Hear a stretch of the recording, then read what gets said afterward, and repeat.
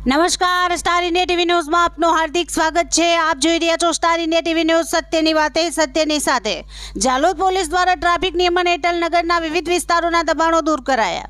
આજ રોજ પીઆઈ રાઠવા અને પીએસઆઈ સિસોદિયા દ્વારા નગરમાં પોલીસ સ્ટાફ સાથે નગરપાલિકાના સહયોગથી નગરના સ્વર્ણિમ સર્કલ, વોરા બજાર, વડ બજાર, ભરત ટાવર, બસ સ્ટેશન, બાંસવાડા રોડથી સ્વર્ણિમ સર્કલ સુધીના ટ્રાફિકને નડતરરૂપ દબાણો દૂર કરવા માટે કવાયત હાથ ધરવામાં આવી હતી।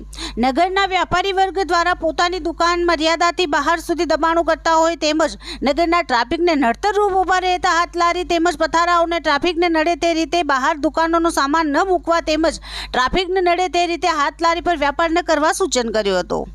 આજ રોજ ટ્રાફિક નિયમન હેઠળ નગરમાં ટ્રાફિકને નડતરરૂપ વ્યાપાર કરતા દરેક વર્ગના વ્યાપારીઓને પોલીસ દ્વારા ચેતવણી આપવામાં આવી હતી કે હવે નગરના ખુલ્લા રોડ પર દબાણ ન કરે તેવું સૂચન કર્યું હતું। જો હવે ટ્રાફિકને નડે તે રીતે દબાણ કરવામાં આવશે તો પોલીસ વ્યાપાર કરતા વ્યાપારીઓનો માલ સામાન લઈ જશે અને કાયદા મુજબ જે કાર્યવાહી થતી હશે તે કાર્યવાહી કરવામાં આવનાર છે।